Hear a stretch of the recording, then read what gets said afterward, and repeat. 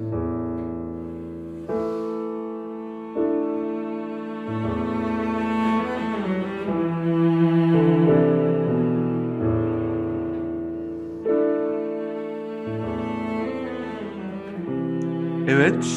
hoş geldiniz. Yeni bir gün, yeni bir pırıl pırıl bir genç cellist arkadaşımız. Gözde hoş geldin. Merhabalar, hoş bulduk. Teşekkür ederim davetiniz için. Ne demek? Üçüncü sezon mu Tayfun Bey? Evet, ilk bölümümüz, üçüncü sezon ilk bölüm. Evet, vay be, 25 bölüm olduk. İnanamıyorum. Şaka gibi. Evet, bugün 4 kişiyiz. Allah'tan Aslı aramızda olabildi. Ee, Bugün Gözde Yaşar'ı ağırlıyoruz. Konsept gereği her bölümün başında misafirimizden kendisini kısaca uygun gördüğü kadar tanıtmasını istiyoruz. Gözde, biraz kendinden bize bahsedersen sonra sohbetimize başlayalım. Tabii ki. Yani öncelikle bu değerli çalışmadan dolayı çok tebrik ederim sizi. Yani üçüncü sezon ve ilk konuk olmak beni gururlandırdı, onurlandırdı. Çok teşekkür ederim tekrar. Umarım seyretmişsindir bizim bölümlerden bazılarını. Evet, Her birkaç biri takip ettiğim oldu. Çok yararlı gerçekten detaylar, e, detayların dahil olduğu ve açığa çıktığı çok güzel deneyimler, çok güzel paylaşımlar, konuşmalar, bilgiler. O yüzden bence çok da gerekli ve bizim için, yani Türkiye'deki müzisyenler için yararlı bir proje olmuş bence. Çok tebrik ederim emeği geçen herkesi yani burada. Kendimle ilgili biraz bahsetmeye çalışayım. Çok zor bir şey bence insanın kendini anlatması ama ben Bilkent Üniversitesi Müzik ve Sahne Sanatları Fakültesi müzik bölümüne küçük yaşta işte bursla girdim ortaokula ve orada Karaliyev'le çalışmalarımı sürdürdüm ta ki mezun olana kadar üniversiteden. Ondan sonra Fulbright Amerikan bursunu kazanarak yurt dışına New York'a SUNY Purchase College State Conservatory of New York'ta 2 sene Julia Lichten'le çalışmalarıma devam ettim. Ondan sonra da asistanlık kazanarak University of Maryland'da yine müzik bölümünde doktora çalışmalarımı yaklaşık 4,5 sene sonunda devam ettirerek bitirdim. Tabii son yıllarda yani 2012 gibi o tez aşamasında, yani 2013'te bitirdim. O son sene Türkiye'ye dönerek bir ne var ne yok ne oluyor, çünkü çok uzak kalmıştım. Öyle bir sürece girdim ve git gel yaparak hocamın izniyle, tabii danışmanımın izniyle, Evelyn Elsing cello hocamdı. Onun izniyle çalışmalarımı işte her dönem git gel yaparak, resitallerimi tamamlayarak, jüri işte aşamasını tamamlayarak, yani bu şekilde devam ettim. Ve o süreçte tabii işte tezin konusu, içeriği vesaire tamamlama ile birlikte, yani o süreçte buradan işte bilgiler alarak falan filan, şimdi onu tez konumu falan anlatırım zaten.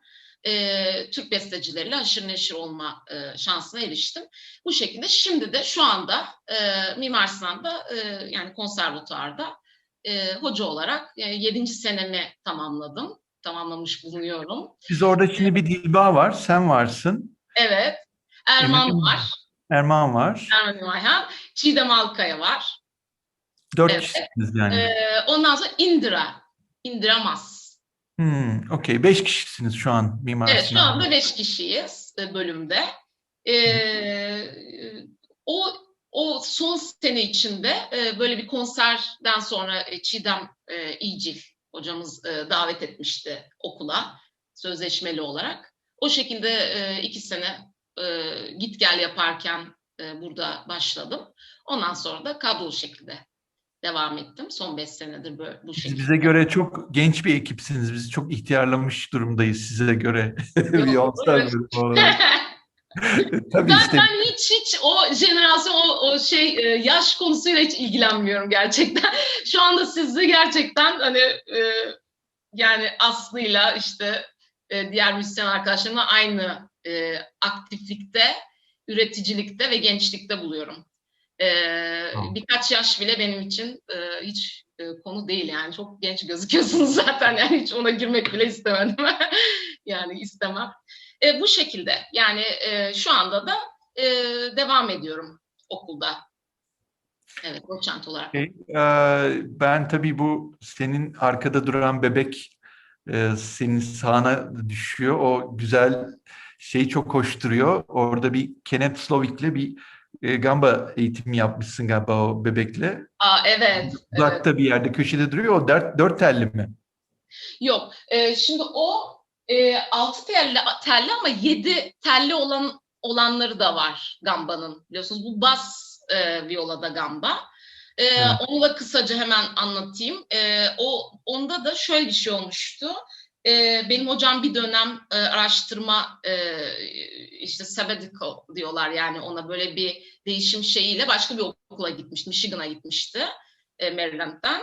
Orada da benim yaylı edebiyat hocam, yani string literature hocam Kenneth Slovak, o Smithsonian Müzesi'nin müzik direktörü ve enstrüman koruyucu şeyinde, yani pozisyonda çok önemli bir hoca ve çok iyi harpsichord, işte yani çok klavsen, eski enstrümanlar ve violada gamba ve barok cello ustası aynı zamanda.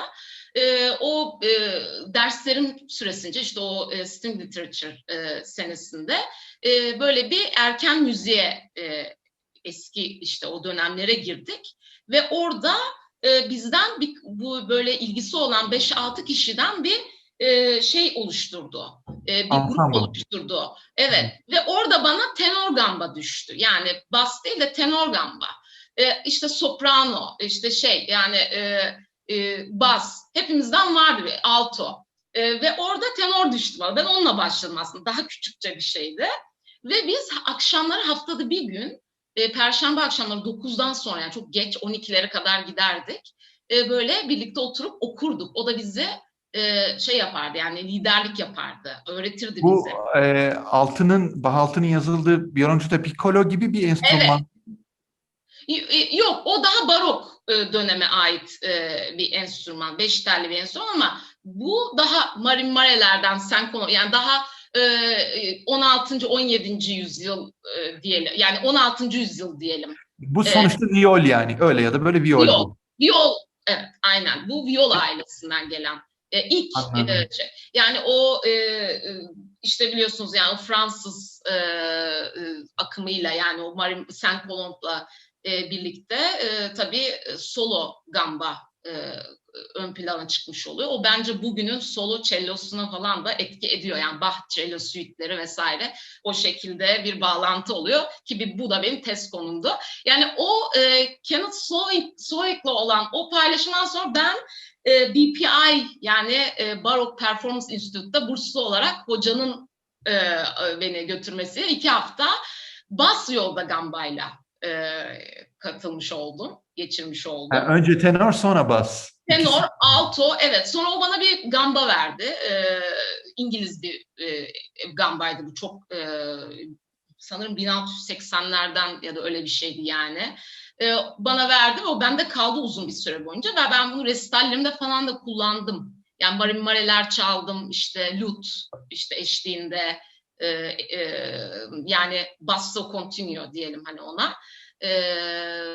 Yani o şekilde çalışmalarım devam etti. Bayağı bir içli dışlı oldum. Hatta o kadar içli dışlı oldum ki ben romantik dönemden soğudum. Yani mesela vibrato konusu beni çok güzel soğuttu hoca. Görevinin sonuna kadar tamamladı. Çünkü onlar öyle, hani daha konservatif, daha farklı bakıyorlar konuya.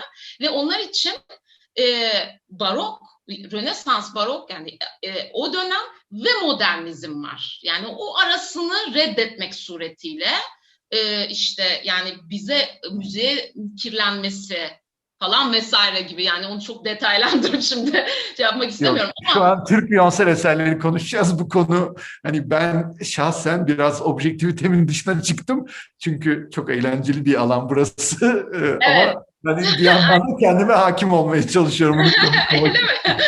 için. Evet. Lütfen, yani bence bu görüşmenin asıl şeyi bu olmalı benim için. Yani hani sizden gelen o güzel tepkiler ve Evet, çünkü Aslı'ya işkence ediyorum. Garibim bas suite'leri Baroque violonselle çalacak mezuniyette.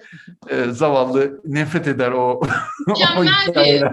mükemmel. Peki barok cello'yu nereden, yani nasıl sağlamayı Kayıttan düşünüyorsunuz? sonra konuşacağız. Şu an Tamam. Bu devam konuda edelim. son. Yoksa Türk Beyoncé eserleri Türk barok eserlerine dönüşecek. Hiç, yani konunun tamamen dışına çıktık. Yani Evet. zaten yani hocam da aynı bu şekilde bu konuda, yani nasıl modern materyallerle bu müziği taklit etmeye çalışırsınız? Bu bir yani fiyaskodur gibi böyle bir şeyle hep zaten de. Yani biz o bir senede de o edebiyat dersimizde de, yaylı edebiyatında da çok güzel işledi.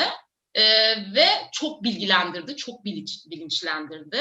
Türk Dolayısıyla eserlerine geçmek zorundayız. Yoksa bu işi bitiremeyeceğiz. Biz tamam, seninle kayıttan sıfırları sonra kesersiniz. Bence onun için de biz ayrı bir şey çekelim. evet, yani hayır, en kötüsü o kadar hoşuma giden bir konu ki hani bana kalsa ben 3 saat konuşurum da. Aslında isterseniz başka bir belirleyebiliriz de. Yani sizin çıkmanız gerekiyorsa bu da benim için problem değil. Acele yok. Ben dediğim gibi kayıttan sonra nasıl Tamam. konuşacağız, merak etme. Evet, bu Evet, şekilde. şu Türk eserlerine bir yerden başlayalım. Tabii. Sanıyorum konu bir resital değil mi? Bir mezuniyet programı gibi bir şeyde çaldığın bir eserlerle başlıyor iş. Ne var ilk, hangisini konuşalım, neleri çaldın?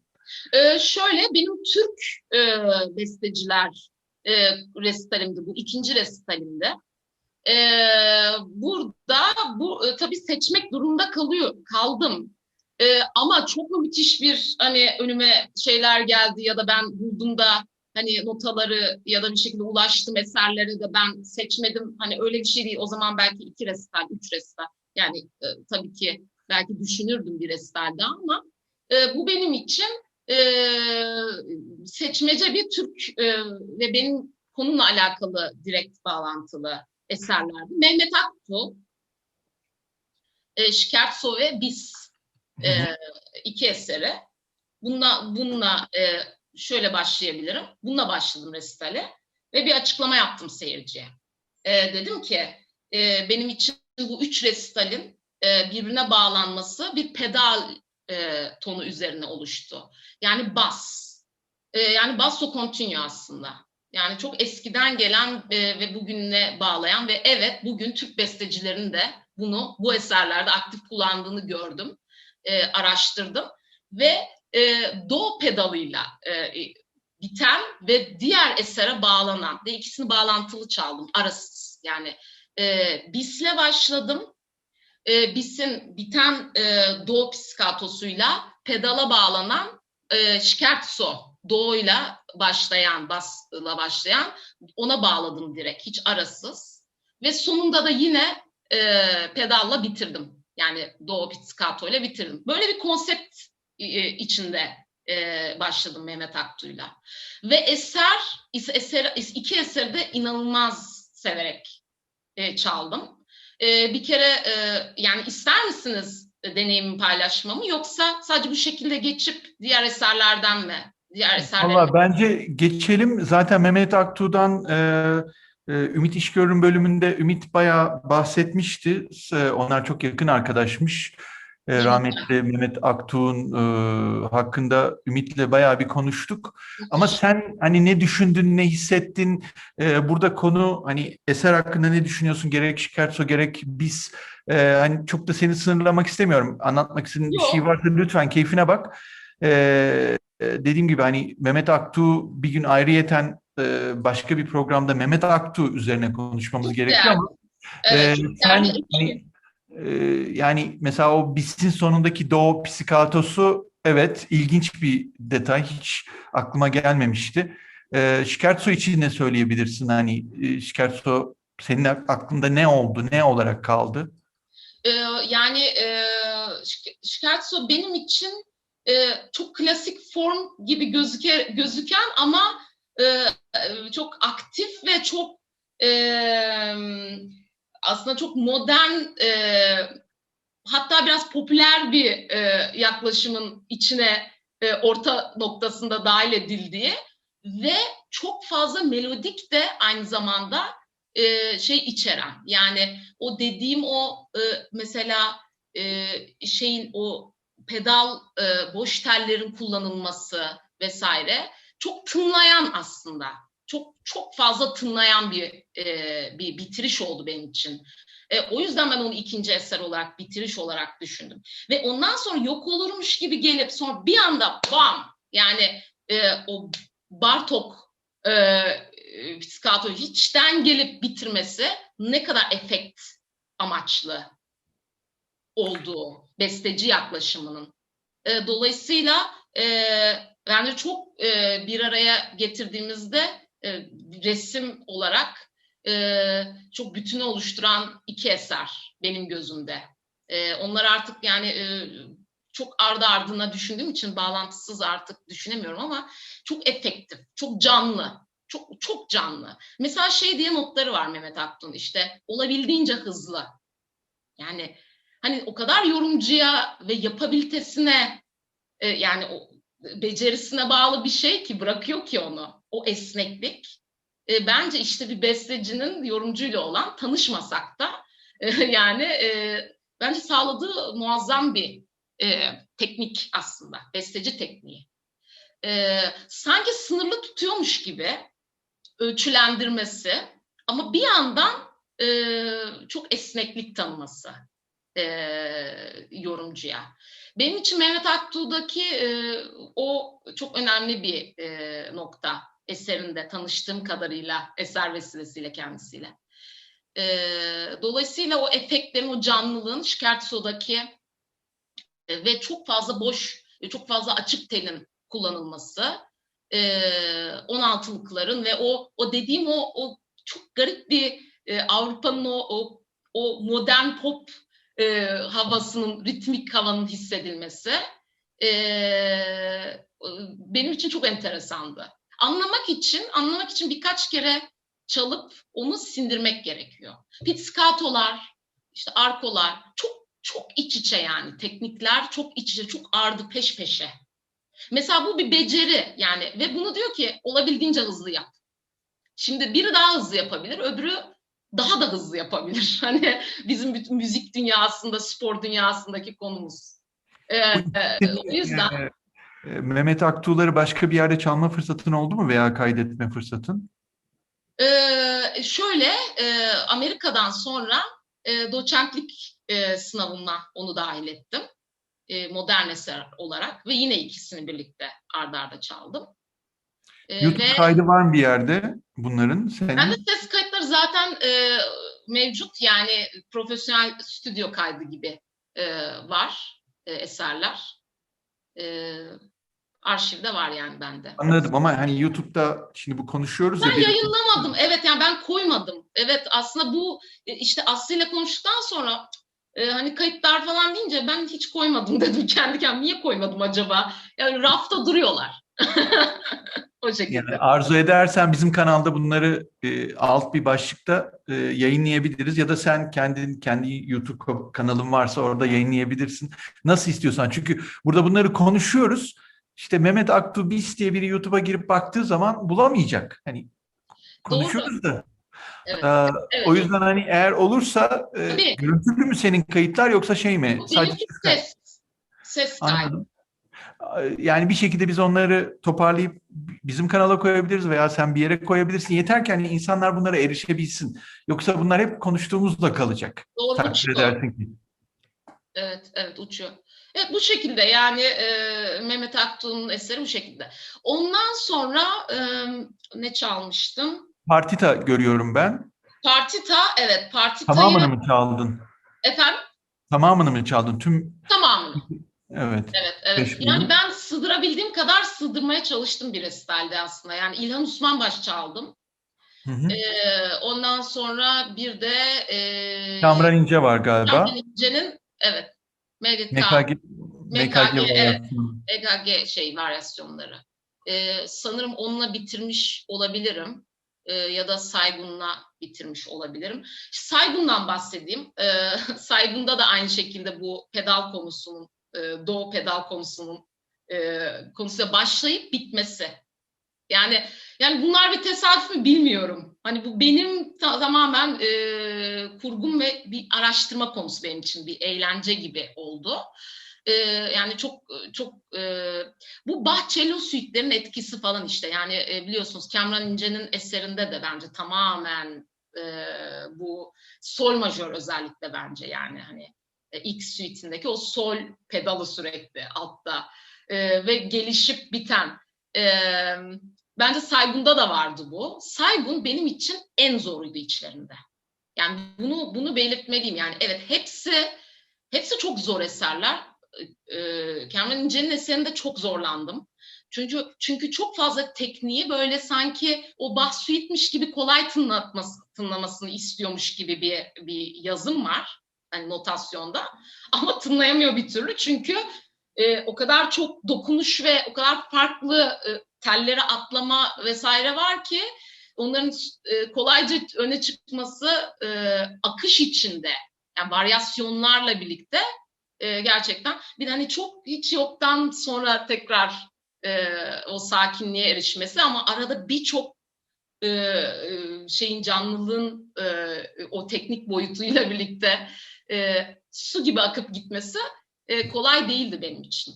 Mesela onu bir kere daha kaydetmek zorunda kaldım. Yani Kamran İnce'nin eserini. Bir kere daha kaydetmek istedim. MKG'nin başka bir yerde bir YouTube'da yayınladığın bir şey var mı? Yok ama aslında isterdim yani memnunum kayıttan ama işte ben bunlardan biraz bu konularda siz Anver'i tanıyacaksınız. Yani ben yapıyorum ama sonra evet sıradaki şeklinde direkt geçiyorum başka şeylere. O yüzden o yoğunluk içinde maalesef yayınlamadım ama tamamen sizle ortaklaşa bunu yürütebilirim. Yani ne isterseniz Yani biz çok eser memnun oluruz verebilirim. söz sahipliği yapmak. Eğer ben uğraşamam kendi kanalımla diyorsan. Hiç uğraşmamışım yani demek ki bu da benim şeyim olsun yani demek ki uğraşmayacağım kendime bu konuda hiçbir kredi vermiyorum artık çünkü kaç sene geçmiş ve yapmak lazım çok haklısınız ve mutlu olurum yani memnun olurum tabii ki sizle paylaşmaktan kayıtları. Yani Kamran İnce bu şekilde o eserle de ilgili hani Bach, suite'ler vesaire o şeyini bahsetmişken Saygun'a geri dönersem eğer Saygun'daki evet yani aynı bakış açısı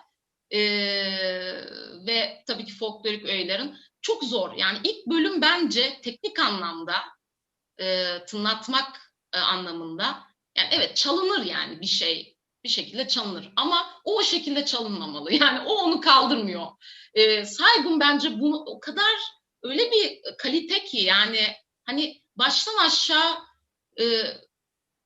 yani hani janti hani derler ya ben çok çok diri yani çok orada ve çok kaliteli, çok şeffaf. Ama bir o kadar da zor. Dolayısıyla hiçbir geçiştirmeye gelmiyor. Özellikle işte bu çift sesli, onların çok parlak, çok temiz olması lazım falan. Yani çok uğraştırdı beni gerçekten. Çok eğitti. Yani enstrümanda da bence eğiten bir eser o. Tüm cellistlerin mutlaka çalması gereken bir eser olduğunu düşünüyorum. Kesinlikle partitanın. Concerto'yu hiçbir zaman tabii konçertosuna hiçbir zaman bakamadım. Öyle bir fırsatım olmadı ama onu da çok merak ediyorum. Sonatı müthiş bir sonat gerçekten. O bakımdan biraz onun diğer eserlerine uzak kaldım. O benim hep aklımın bir köşesinde. Doğan Hoca bölümünde konçerto için Doğan Hoca ilk seslendirme yapan kişi ya Evet, evet. dünyada. Onunla ilgili çok güzel Doğan Hoca'nın anlattıkları var. Tavsiye ederim. Rahşan'ın bölümünde Rahşan konçerto ile ilgili bir O sürü bir da. şeyler anlatıyor. Yani çok şanslıyız artık. Yavaş yavaş bir Evet, birikimimiz olmaya başladı. Kim mükemmel. birkaç kere çalmış falan. Yine tabii Saygun Türk viyonsel tarihinin en şanslı bestecisi. En çok eserleri çalınan, en Ne güzel. hak ettiği değere hala yaklaşılmasa da yine de nispeten aralarında en bilinen bestecimiz. Çok hem partitası hem konçertosu hem sonatı, mesela sonatı Sinan çalmıştı değil mi? Aslı mezuniyette öyle bir şey söyledi diye hatırlıyorum, Sinan Dizmen. Sinan Dizmen çaldı, kayıtlarını da yaptı Evet, kayıt da aynı yaptı. zamanda. Yani birçok esere nazaran Saygun hep bizim en Evet. şanslı bestecimiz açık ara şu an, bugün itibariyle baktığım zaman. E, Yurt dışında ama da öyle. Yani tabii yurt tabii dışında yurt da dışında da. güzel bir tepki vardır resitalde. Mesela benim hocam çok şaşırdı. Biz neden bilmiyoruz bu eseri? Ve birçok kişi de nota istedi benden. Birçok cellist gelen. Çok şaşırdılar.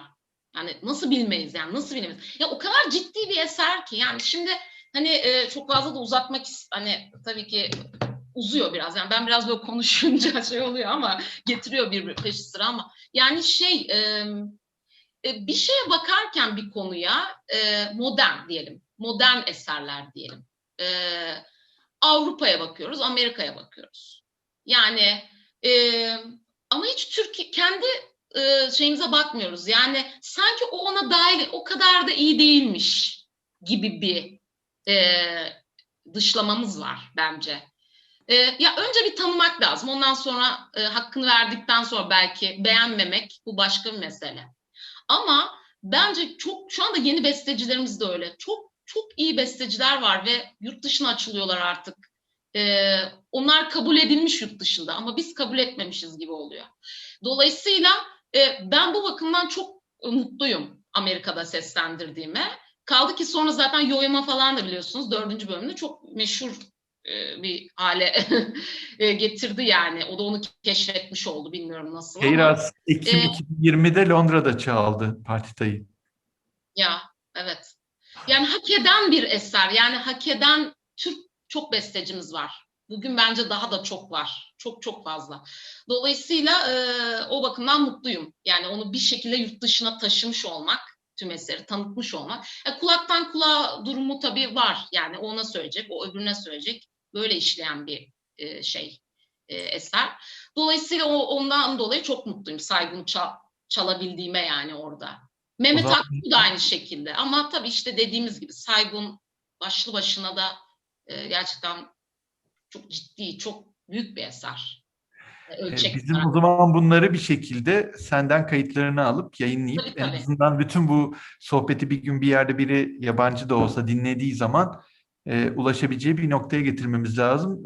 Bir dipnot olarak söyleyeyim. Biz bunların bölümlerin bir süre sonra İngilizce, Fransızca ve İspanyolca altyazılarını da koyuyoruz. Şu an ilk 20 bölümün var. Değil Çok mi iyi. Tayfun? 20 bölüme geldik. Yani bir İspanyol, bir Fransız, bir İngiliz çok rahatlıkla bizim bu konuşmalarımızı seyredip bunlar ne diyor'yu görebilecek durumda. Ama önce bence Türklerin dinlemesi gerektiğini ben vurgulamak istiyorum bu şeyi de. Yani yabancılar dinler. Yani onlar zaten takip eder. Hemen ilgilenir. Ama biz ilgilenmiyoruz. Bence buradaki konu bu nokta çok. Hani Türkçe altyazı da acaba olsa mı? Yani Evet. onu da yapsanız Var mı? var. Türkçe altyazı da var. Çok iyi. Bugünkü YouTuber'lar onu da yapıyor biliyorsunuz. Hani neden? Bence bir şeyi var sebebi yani. Onun dışında çok Bu kanalın amacı o zaten. Yani bir evet. şekilde bunu bir yerden başlamamız lazım. Çünkü insanlar bir kaynak istiyor ve kitap okumaktan nefret eden bir kuşak Evet. geldiği için aşağıdan en azından kulağına takıp ne diyor bunlar dedirtmek için yapıyoruz. Bütün konu da bu. Evet.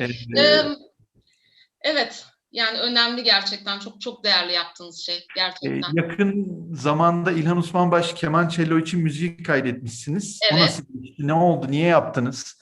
Sebep? Onu da işte 100. yılı doğum yılı yani doğum günü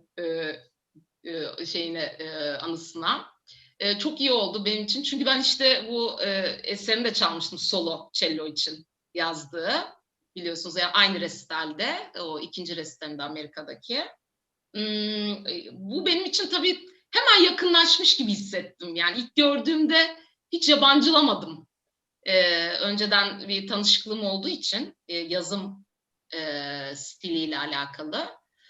Şimdi İlhan Osmanbaş'la ilgili fikrim, yani çok şanslı olduğumu düşünüyorum. Aynı dönemde yaşayabildiğim ve o yaşarken çalabildiğim için bir kere. Hem solo onun haberi tabii yoktur solo cello'dan ama yayınlamadığım için. Ama duo eserinde de müthiş bir kayıt oldu gerçekten. Yer Değirmeni'nde, Kadıköy'de.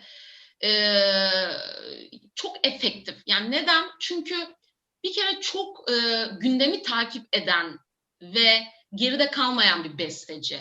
Yani şöyle diyeyim, yani güncel teknikleri, işte atıyorum pointillizm olsun, işte serializm olsun, yani rastlamsal müzik, işte o chance müzik, bunlar olsun, bunları birebir işlemiş eserlerinde bir besteci. Benim için çok değerli o yüzden. Yani modern, çağdaş anlamda tam bir çağdaş besteci ve ciddi eserler.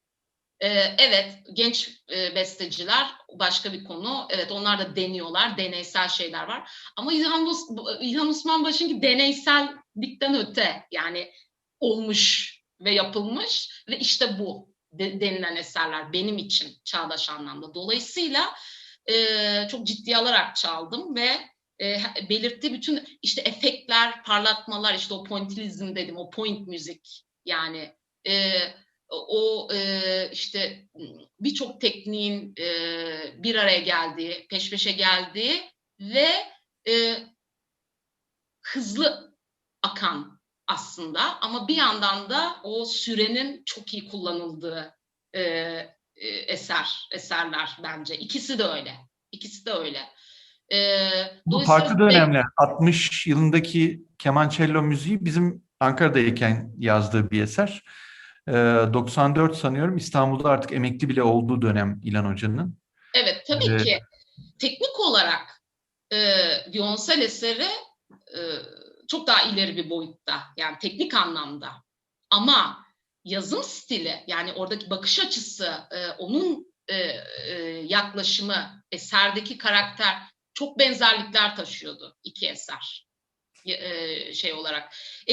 Ve esneklik yine.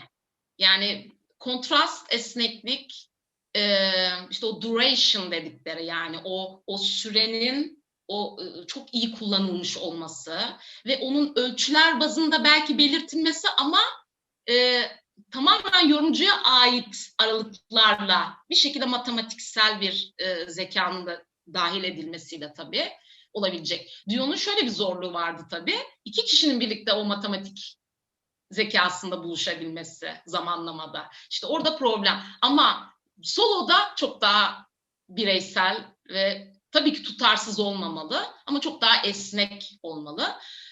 Duo'da onu başarabildiğimiz için ben çok mutlu oldum. O bakımdan zor bir eserdi. O sizin YouTube'da var keman ve Konacak, cello olan. Okulun, konacaktı. Konmuş mu? Ben onu... bilmiyorum yani, en azından olacak diye biliyorum. Çünkü Dilbağ'ınki Evet, konuldu. Siz sanıyorum böyle sırayla kaydediyorsunuz okulda. Dilbağ da evet. neyi çaldı? Bir şey çaldı. 1951'in bir şey çaldı. Hatırlıyorum, onun bölümünde Dilbağ'la da konuşmuştuk. Yani sırayla yerleştiriyorsunuz en kötü. Yani bir şekilde bir yerde link verebileceğimiz bir şey var. Tabii onlar programlıyorlar. O yüzden şimdi ben tam net emin olamadım. Onların bir sıralaması ve tarihleri var. Biz kaydettik. Onlar da herhalde bir ay içinde falan şey yapacaklar. Yeni bir kayıt zaten. Muhtemelen biz bunu yayınladığımızda o kayıt yayında olur diye tahmin ediyorum. Büyük ihtimalle. Evet, yakındır yani. Bugün yarın gibi bir şey zaten. Yani o bakımdan yani İlhan Osmanbaş çok benim için saygın bir noktada gerçekten bir besteci, gurur duyduğum ve yani o standartlar, yani o internasyonel bestecilik yaklaşımı akımlara çok güzel uyum sağlamış ve eserlerine yansıtmış. Ya benim için o çok değerli bir şey. O çok gerçek ve ciddi bir konu. O yüzden Saygun'u da aynı şekilde büyük ölçekte yani eserlerinde ciddi bulduğum için değer verdim. Dolayısıyla İlhan Osmanbaş da o bestecilerden biri. Kim kaldı? Dilay Doğanay var. Hesitation. Şimdi Dilay Doğanay ve Bilge Günaydın iki besteci de çok genç besteciler de bu Klasik Keyifler biliyorsunuz festivali, Kapadokya Müzik Festivali de işte besteciler kazanı diye bir bölüm var. Bence çok çok önemli bir kısmı festivalin. Zaten Alan Jewett'in de çok önem verdiği bir kısım. Çünkü bestecilerle karşılıklı konuşabilme ve onların isteklerini, deneylerini de aslında bir şekilde o denemeler sürecinde birlikte geçirerek bir şey sunmak. O kısa zaman içinde. Bu iki eser işte Station ve Yes or No. O da Bilge'nin eseriydi. Biz ikisini KK diyor olarak Cerfali ile yaptık. Piyano ve cello. İki eseri de seslendirdik. Çok güzel eserler. Bilge'de daha çok caz etkisi vardı. Bu da benim, yani bu çok bizim alışkın olmadığımız şeyler ama şimdi eğer oraya modern, çağdaş bir kafa, yani o sadece hani teknikler değil, işte bahsettiğimiz işte Collegno, işte o Bartok pizzicatolar, vurmalar, çarpmalar, sul ponticellolar falan. Bunlar değil. Bu aynı zamanda bir yaklaşım, yani açık olmak gerekiyor. Ve şimdi o benden öyle bir caz diyorum ki yani ama bu uygun değil buraya. Hani o piyanoda evet sen öyle düşünüyorsun ama bu uygun değil dediğim zaman aslında ortaklaşa bir noktada buluşmak ve o zorlukları aşmak. Mesela Yes or No'da yani Bilge'nin eserinde öyle oldu ve çok güzel bir şey çıktı. Caz etkisinin çok aktif oldu. Zaten o şu anda o konuda daha çok ilerliyor. O bestecilik alanında ilerliyor cazda. Dilay'da da çok deneysel, o tamamen çağdaş bir eserdi. Bambaşka bir yaklaşımdı. Onda da çok fazla efekt, işte o etkilerin olduğu eserlerdi. Yine zamanlama konusunun piyanoyla birlikte yapılması, işte ayarlanması vesaire zordu teknik olarak. Ama bence çalınması gereken bir eser genç besteciler. Kaç dakika bu iki eser her biri? Hatırlıyor musun? Kısaydı. Yani sanırım en fazla 4-5 dakikalık eserler bunlar. En fazla. İkisi de. Hatta Dilay'ınki biraz daha kısadır. Biraz daha kısadır. Çok kompakt ve çok efektlerin olduğu tamamen çağdaş bir yaklaşımda. Çok melodik şeylerin ön planda olmadığı, melodik temanın veya şeyin. Dediğim gibi çok deneysel bir şeydi. Ama çok güzel bir sonuç çıktı. Onun için o eser bende provalarımızdan çok şey kaldı yani. Bir yerde kaydı var mı bunların YouTube'da? Bunların bende yine ses kayıtları var. Onlar almışlar. Onlardan istemiştim hatta birkaç ay önce. Bana göndermişlerdi. Ama çok profesyonelce yapılmış kayıtlar olduğunu düşünmüyorum. O festivalde kayıt yapılıyordu ama onlara sonra ben ulaşamadım bir şekilde. Bulamadık yani. Dilay Doğanay'ın eserinin senin çaldığın halinin SoundCloud'da bir kaydı var. O demek ki o yüklemiş kendisi. Evet. Hı-hı. Evet, yani Evet, kendi o bana yolladı. Evet, o bana yolladı. Bilge'ninki var mı? Bilge'ninki de çok enteresandı çünkü yani bence caz etkisine de, yani caza da açık olmak, işte elektronik müzik mesela işte Stockhausen'lar falan ya, o Darmstadt okulundan gelen işte 2. Viyana okulundan sonra falan, yani bu gelişimler bence caz çok etkin başka bir kolu çağdaş müziğin. O yüzden o benim hoşuma gitmişti sonradan, alıştıktan sonra. Biraz ritmik şey bizim klasik kafamızı biraz zorlayan bir ritmik şeyi var, altyapısı var. Hep karışır piyanoyla. Piyanonun işte o minimalist yaklaşımla falan birazcık da harmanlamış. O yüzden o çok hoşuma gitmişti. O minimal yaklaşım bence şeyde de var. İlhan Osmanbaş'ta ve özellikle Kamran İnce'de de var. Varyasyonlarında. Minimalist bir yaklaşım var. O akımları hissetmek çok iyi oluyor eser içinde. O yüzden Bilge'ninkini öyle bir kategoriye alabilirim yani o bakımdan. Caz etkisi bakımından. Bunların bir şekilde kayıtlarının bir yerde linkini Tabii. verebilmemiz lazım ki biz ne konuşursak konuşalım dinleyici bir şekilde o linke ulaşıp kendi kararını kendisi versin. Ya da bir yerde tekrar çalınması lazım ya da bir albüm yapacaksın bilmiyorum. Yani bir şekilde bunların Evet. müzik olarak sunulabiliyor olması lazım. Aslında olabilir. Yani o tekrar ele alma konusu bence önemli. Yapılabilir yani. Onu ben de düşünüyorum. Onun dışında maalesef yani araştırdım işte birkaç isim besteci o sırada hatırlıyorum ama şeyde hani o resital kısmından bahsediyorum. O şeyde yani.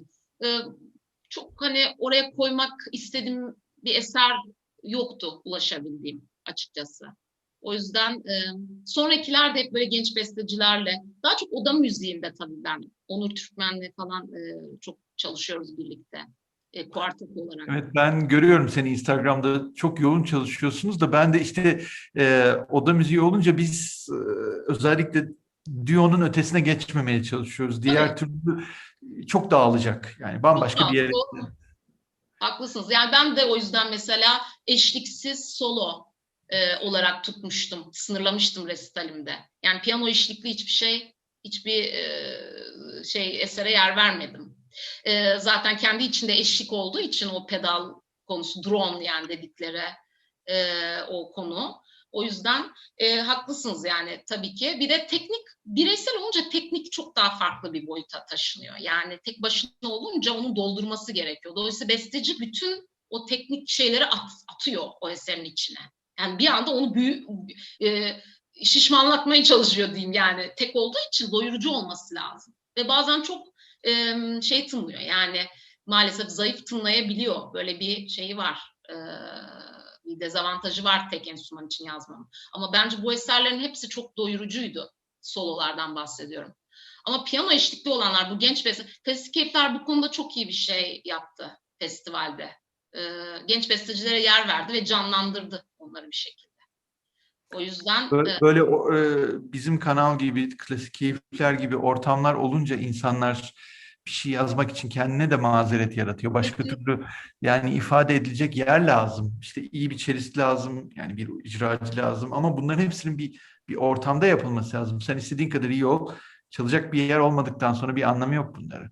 kesinlikle Bir alan mazeret tanınması gerekiyor. lazım. Kesinlikle alan tanınması lazım ve dediğim gibi açık fikirli olmak gerek. Yani bu şöyle mi? Yani o olmaz. Bu çok saçma bir eser. Ay bu ne işte yani bunu dememek gerekiyor. Birbirimize alan tanımalıyız ve saygı duymalıyız. O zaman bir şeyler ilerliyor. Yani evet büyük besteciler yani hani işte şu anda konuşuyoruz yani bu başka bir değer, o başka bir değer. Ama gençlere de bu hakkı, bu şeyi tanımak için enstrümancının açık fikirli olması lazım. Yani bu da ancak birlikte çalışarak oluyor. Yani ben evde oturup benim eser önüme gelip ben kendimce hayır onun bir şey demesi gerekiyor. Hayır ben şöyle istemiştim, şöyle notasyonda doğru anlaşmak gerekiyor ve doğru uygulamak gerekiyor. Bu yüzden de karşılıklı iyi bir paylaşım için orada olmak gerekiyor. Zıtlıktan çok. O zıtlığa girmemek gerekiyor. Dolayısıyla bence ben genç bestecilerle yani çok güzel yani onlar benim için çok iyi anılar. Çok benim için enstrümancılık anlamında da çok geliştirdiğim. İşte 2 eser de yani hani hem Bilge'ninki hem diğer. Yani çok iyi eserler bence. Çok iyi denemeler. Yani onlar için. Evet. Ben ilgileniyorum yani çağdaş müzik. Yani belli o kadar yoğun bir şekilde yeni eser katma konusunda öyle ciddi katkın var ki buradaki biz Onur Türkmen diyorsun orada ciddi şeyler yapıyorsunuz. Buraya hiç Burada çok büyük almadığınız farkındayım. Hani konuyu sınırladığımız için sonuçta tabii. çok küçük bir kısmını konuşuyoruz. Ben tabii ki biliyorum ilgilenenler de seninle ilgili kayıtlarda Onur Türkmen'in YouTube kanalı var sanıyorum orada da var. Sana çok rastlayacaklar o eserlerin seslendirmelerinde. Çok ciddi faydam var. Bugün de iyi ki seni misafir ettik. Başka bir eser konuşmak ister misin çaldığın? Türk bestecileri bestecilerden mi? Yani Evet, evet. işte yani solo ve duoysa eğer yani biraz sınırlı benim repertuarım. Belki de birçok kişiye Okey. göre. Yani şu ankiler bile büyük bir olay. En de sonunda çoğu Türk violonselcinin ismini dahi duymadığı violonselcilerden, bestecilerden bahsediyoruz. Sen o anlamda Umarım kendi adıma emin ol, iyi emin ol, şeydir. emin ol, emin ol. Yani biz bu projeye başladığımızda benim ismini dahi duymadığım kişilerin müziklerini çalmışsın. Ben bile bunları daha yeni öğreniyorum. Benim için bile bunlar hep yeni konular. Değil mi Biraz Aslı? daha evet. Çoğunun ismini biz bile yeni duyuyorduk yani. Hani Evet, 3-5 kişi evet, tamam hep. tabii ki. Ben eğer hatırındaysa şu anda tamamen farklı bir kulvarda bir isim yapan başka bir besteciyi hatırlatmak istiyorum. Fırat Yükseler'in bir solo cello için eserini çaldığından bahsetmiştik. Eğer hatırındaysa birazcık da ondan bahsetmeni rica edebilir miyim? Yani o benim ilk deneyimim. Yani ilk defa onun tabii violonsel geçmişinin olmasıyla da alakalı. Yani onu yazmak istemiş o öğrencilik, Bilkent'teki öğrencilik döneminde. Ve çokça birlikte çalıştık ve tabii benim de katkım olmuş oldu o eserde. Uzun bir eser ve birazcık daha tabii geleneksel bir yaklaşımla yazılmış bir eser. Hani çok fazla böyle çağdaş tınılar, evet belki o öğrencilik dönemi için yeterli denemeler diyebilirim. Ama çok çok severek çaldım. Zor teknik olarak da bir eser. Evet yani çok sene, herhalde 10 küsür sene olmuştur. Yani o kadar 13-14 sene olmuş olabilir.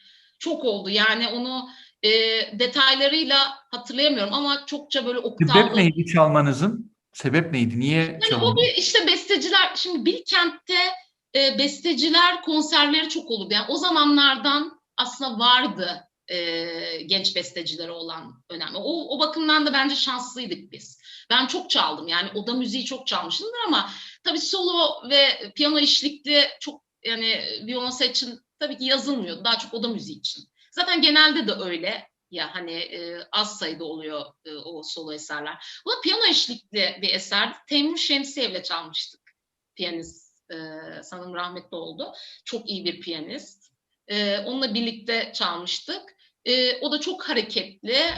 Şimdi sizin vesilenizle mesela ben Fırat'la bir şeye geçip o eseri isteyeceğim tekrar. Çünkü bence güzel bir eserdi o. Yani resitalde, konserlerde kullanılabilecek bir eser. Fırat şimdi daha çok film müzikleri, reklam müzikleri yapıyor. Ödüllü bir bestecimiz aslında. E, Yani şu anda aktif olarak devam ediyor ama klasik bestecilik kulvarında değil artık. Ama çok Amerika'da okudu o da. Kaydı var mı bu eserin, bu solo cello O eseri? zaman yani onda belki var mı bilmiyorum ama o zaman o konserde o çalındı ve gitti. Yani bugünkü gibi böyle kayıtlar vesaire yoktu o zamanlar. Yani çok değer mi verilmiyordu bilmiyorum ya da konser gözüyle bakılıyordu, geçiliyordu işte. Bu kayıt konusu birazcık daha anlamlandı aslında bu süreçte. Dolayısıyla o zaman o bende yok, notası bile yok. Yani öyle diyeyim hani o gitmiş artık o orada uçmuş. Uçmuş şeylerden biri. Hani böyle benim hatırlamadığım bir şeyler daha vardır kesin eminim. Çaldığım. Aslı'yla konuştuk onu. Muhakkak vardır. Hiçbir veri yok. Yani data hiçbir şekilde yok. Onu öyle diyeyim. Bazı 2004-2005 yıllarında bir sürü konser programında senin ismin arka arkaya geçiyor. Yani o evet. zamanlardan çok eserler var anladığım kadarıyla çalınmış. Fakat evet birçoğu unutuluyor tabii. 15-16 yıl Sana geçmiş aradan. yapılacak işler listesinde yeni bir liste Evet. yaratmış olduk. Ben Bilkent arşivini karıştırmaya.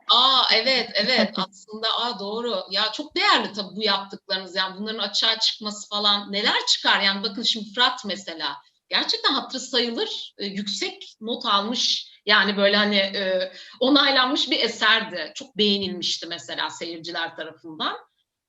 Benim de çok zorlanarak ama çaldım. Çok teknik anlamda çok zor bir eserdi. Yani çok uğraştım.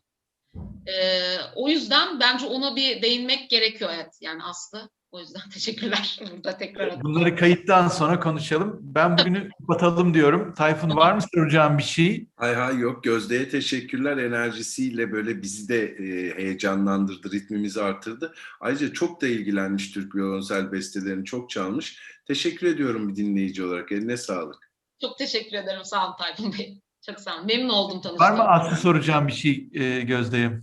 Yok, soracağım bir şey yok. Biz zaten sürekli irtibattayız. Kendisiyle ben buldukça da kendisi hakkında bulduğum şeyleri de paylaşacağım.